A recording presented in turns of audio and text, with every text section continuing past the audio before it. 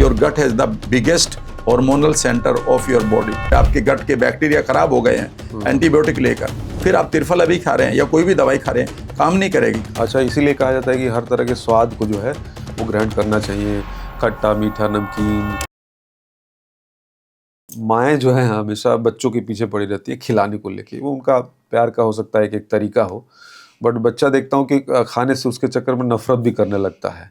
तो ये भी दिमाग का कुछ एक खेल है या क्या है? सिंपल सी बात है, आप ये मानते हैं कि अगर उसके पेट में कोई चीज़ चली गई तो उसकी बॉडी में भी जाएगी।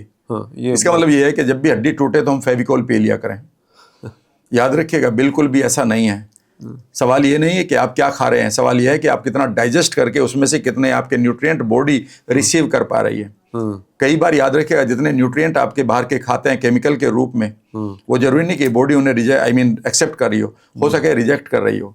अगर आपकी बॉडी के अंदर, आपके गट के अंदर प्रॉपर बैक्टीरिया नहीं है, जिनको हम माइक्रोबायोम कहते हैं, 2007 के बाद जो ह्यूमन माइक्रोबायोम प्रोजेक्ट पूरा हुआ है, अभी लोगों को इसके बारे में पता ही नहीं है। 2007 में बैक्टीरिया, अगर आपके पास गट का वातावरण अच्छा नहीं है तो आप बाहर से कितना भी केमिकल खा लें आयरन के रूप में, वो आपके ब्लड में दिखाई देगा, लेकिन बॉडी उसे एक्सेप्ट नहीं करेगी तो हो सकता है कि बहुत कम करें।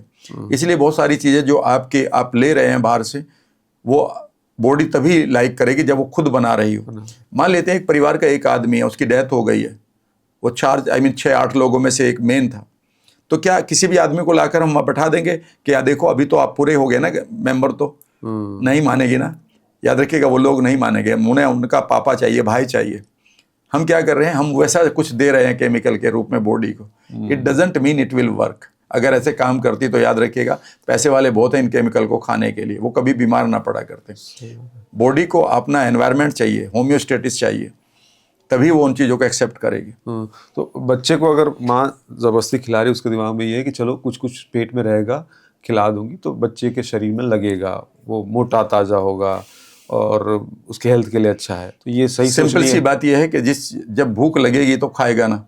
अब आप बेसिकली उसको खिला रहे हैं, कभी आपने सोचा कि उस स्ट्रेस के कारण जो आप उसको दे रहे हैं खेलने के लिए, उसको टाइम नहीं है, ठीक है ना। माँ एक इतनी बड़ी गलती कर रही है कि उसको मोबाइल उसके सामने या टैब उसके सामने रख के कोई फिल्म चला देते हैं, तब खाना खिला रहे हैं। They are doing the biggest crime with their children. भाई पहले तो पता कर लो कि उस स्ट्रेस के कारण उसके पेट में कितना एसिड निकल रहा है या नहीं निकल रहा। समय से पहले हमारा एसिड ही कम होता जा रहा है। अगर एसिड बनेगा, याद रखिएगा, जो आपके भूख के केमिकल से वो बनेंगे तो वो खाना भी खाएगा, और आप बेसिकली एंकर बन जाती है। मैं बहुत सारी मदर तो खाने की एंकर बन गई है। एंकर का मतलब ट्रिगर, जैसे ही माँ खाना लेकर आएगी बच्चा स्ट्रेस में आ जाएगा, अब ये खिलाएगी, और स्ट्रेस में आने के कारण जो उसका जो गट का रिएक्शन है वो बॉडी को जाएगा, माइंड को जाएगा, और एकदम से खराब होगा। इसे हम ट्रिगरिंग कहते हैं, इसे हम एनएलपी में एंकरिंग कहते हैं। याद रखिएगा, कई बार आप किसी आदमी को देखकर खराब फील करते हो, किसी जगह पर जाकर आपको पुरानी यादें आ जाती हैं, कोई पुराना गाना सुनकर आपको अचानक वही स्टेट आ जाती है, कभी किसी के साथ बैठे या प्यार किया था या किसी के साथ लड़ाई हुई थी। हमारा माइंड, याद रखिएगा, मेमोरी के साथ लिंक कर लेता है उस घटना को। तो माँ हर बार अगर तंग कर रही है उसे खाना खिलाते तो जैसे ही वो कहेगा बेटा मैं खाना लेकर आ रही हूँ, immediately body will go into a very different zone. This is what we teach in NLP. तो ये अगर माँ को ये समझाया भी जाए तो माँ ये कहती है कि बच्चा खाता ही नहीं है। बेसिकली हर माँ को दो ही प्रॉब्लम है कि बच्चा पढ़ता कम है और बच्चा खाता कम है, और उसे ये लगता है कि खेलता ज़्यादा है। माँ को ये होना चाहिए कि वो बेसिकली प्लेफुल जोन में रखे पहले उसको। कई बार पेरेंट्स कहते हैं कि अगर ये नहीं कमाएगा तो, ये नहीं पढ़ेगा तो कमाएगा क्या। तो मैं कहता हूँ इसको पढ़ाने के लिए मम्मी पापा की जगह दादी की कहानियाँ सुनाओ और तुम 100 करोड़ कमा के से दे दो। वो कहता है हमारे पास नहीं। मैं कई बार हंस के कहता हूँ इसका मतलब तुम अपनी कमियों को उसके ऊपर थोप रहे हो। वो अलग बात है, लेकिन बच्चों को खिलाने के लिए पहले मदर को बहुत कुछ करना चाहिए। और ये जो आपने टैब रखकर खिलाने का जो काम किया है, आप समझ नहीं रहे कितनी बड़ी गलती है। उस समय आपका माइंड, अगर मैं इसको काउंटर करूं कि क्या दिक्कत है अगर टैब से अगर बच्चा खा रहा है।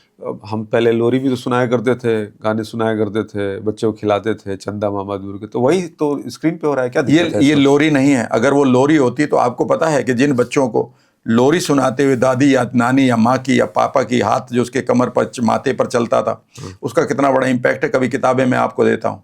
याद रखिएगा, उनकी कमी के कारण वह टैपिंग अब नहीं हो रही है, वह बच्चा अब क्वालिटी रिकवरी टाइम में नहीं जा रहा है।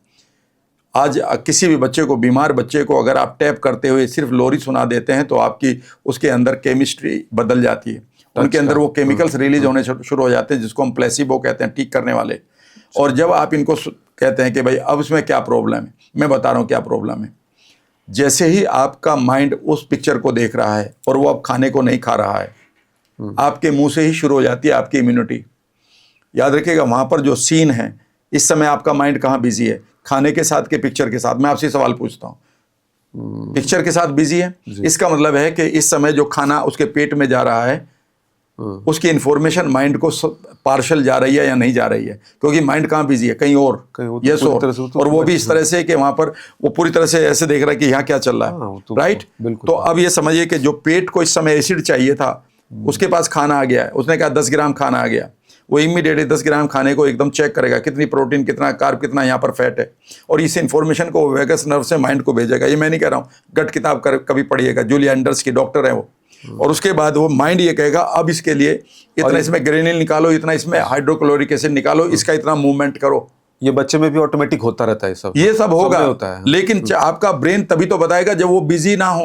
अब आपका ब्रेन कहाँ बिजी है, वहाँ आप उसके बच्चे का पेट भरते जा रहे हैं, पेट भरने से कुछ नहीं होगा, थैले ही है वो तो वहाँ पर। अब आपने माइंड को कहीं और बिजी कर दिया। इसलिए कहा जाता है कि आप खाने के टाइम पर कोई गलत ना सोचें, इवन बहस ना करें, किसी के साथ ज़्यादा बातें नहीं करें, बिजनेस की बातें बिल्कुल भी खाने पर ना करें, बस आप खाने को खाएं, खाने की तरह खाएं। हाँ, योग आयुर्वेद कहता भी है कि अगर आप गुस्से में खाना खा रहे हैं तो वो जहर के समान, जहर का ही है, क्योंकि आपका इमीडिएटली माइंड क्या तैयार कर रहा है वहाँ पर, बेकार के हार्मोन्स, और वही तो आपके और एनवायरनमेंट को क्रिएट करते हैं। मैं आपको एक चीज़ बता रहा हूँ, बहुत सारे लोग कहते हैं कि 32 बार खाना चबाना चाहिए, ये बिल्कुल ठीक है, पर यहाँ पर एक चीज़ भूल गए, वो क्यों चबाना चाहिए। मैं आज आपको एक चीज़ बताऊँ, आप चौंक जाएंगे। अगर आप इस 32 बार खाना चबा रहे हैं तो आपके खाने की 99% आने वाली एलर्जीज आपको खराब कभी नहीं हो पाएंगी। रीज़न बताता हूँ, जब आप 32 बार या 35 बार या 30 बार खाना चबाते हैं, उसे लिक्विड बना देते हैं और लिक्विड के बाद भी चबाते रहते हैं, तो उसमें किस चीज़ की बढ़ोतरी हो रही, सलाइवा की। And what is saliva? Saliva is filtered blood. हमारा सलाइवा पानी नहीं है, इसमें से रेड ब्लड सेल्स को निकालकर हमारी बॉडी हमारे ब्लड को ही सलाइवा बनाती है। अब याद रखिएगा, तो ब्लड किसका है, आपकी बॉडी का। जब ये खाने के साथ खूब मिल रहा है, खूब मिल रहा है, खूब मिक्स हो रहा है, तो हर जगह पर आपके सलाइवा का प्रेजेंस हो गया है, यस और नो। अब आप उसे खाते हैं तो बॉडी इमीडिएटली क्या कहती है, इट इज मी ओनली, ये तो मैं हूं। तो जो खाने में कुछ ऐसी चीजें थी जिसके प्रति वो एलर्जिक हो सकती थी, वो रुक जाएगी, यानी कि आपकी फूड सेंसिटिविटी खत्म हो जाएगी, क्योंकि ब्लड तो उसका अपना है ना, उसको तो वो अपना पहचानते हैं ना। मान लेते हैं आपके घर में कोई भी अनजान आदमी आ जाए, घुसने दोगे क्या? नहीं घुसने दोगे ना। लेकिन अरविंद जी, अगर मैं कहूँ कि आपके भाई का, छोटे भाई का एक फ्रेंड है, वो जो कई बार आपसे मिल चुका है, अब वो आपके भाई के साथ आपके घर में आता है, आप अलाउ करोगे ना? याद रखिएगा, यही आपके सलाइवा का काम है। सलाइवा में, इसीलिए सलाइवा जो है आपका इम्यून सिस्टम उसके साथ होता है, IgA जिसको हम कहते हैं, इम्यूनोग्लोबुलिन टाइप A। तो saliva is not just water, it is your filtered blood having no red blood cells. उसे जितना चबाओगे बॉडी उतना ही उसे एक्सेप्ट करेगी, because it is its own family member, इसलिए उसे कहा जाता है। यहाँ तो आजकल खाने के लिए बस लोग खा लेते हैं, भूख का भी इंतजार नहीं करते हैं, बस खा लिया, टाइम हो गया, खा लिया। बेसिकली यही गड़बड़ हो रही है कि अधिकांश भूख हमें इमोशनल भूख, इमोशनल भूख है, ट्रिगर्ड भूख है, हमारी भूख है ही नहीं। बेसिकली कई बार ये होता है कि आप घर पे हो तो पता है आपके ट्रिगर बने होते हैं, जैसे ही 1 बजा और वाइफ की आवाज़ सुनो तो आप कह रहे हैं हाँ आ रहा हूँ हाथ धोकर। उन्होंने ये नहीं कहा खाना खा लो, यानी कि you are already triggered with that word, तो वो इमीडिएटली आपकी बॉडी उस आर्टिफिशियल स्टेट में चली जाती है। तो जितनी भी भूख है हमें, बेसिकली कई बार हम अकेलेपन के शिकार हो जाते हैं, तो उस समय हम क्या करते हैं, कुछ नहीं करने को तो आप अपनी जगह से उठ जाते हैं, फिर घूमते हुए कहाँ जाते हैं, हमेशा आप किचन में जाते हैं, फ्रीजर खोलते हैं, कुकीज़ निकालते हैं और खाना शुरू कर देते हैं। याद रखिएगा, हमें भूख लगना ही बंद हो गई है। खाने से, भूख से पहले हमारे पास हजारों चीज़ अवेलेबल है।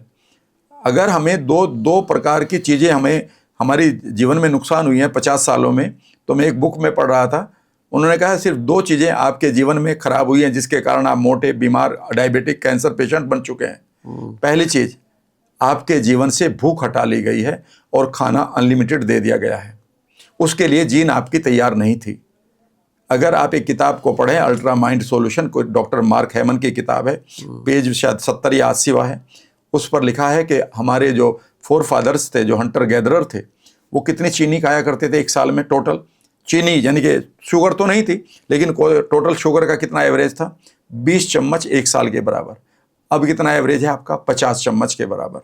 158 पाउंड एक अमेरिकन खाता है सेड डाइट में, स्टैंडर्ड अमेरिकन डाइट। वही डाइट हम भी फॉलो करने लगे हैं, बच्चे तो वही खा रहे हैं। 158 पाउंड चीनी हम खा रहे हैं, जिसके लिए हमारी जीन नहीं बनी है।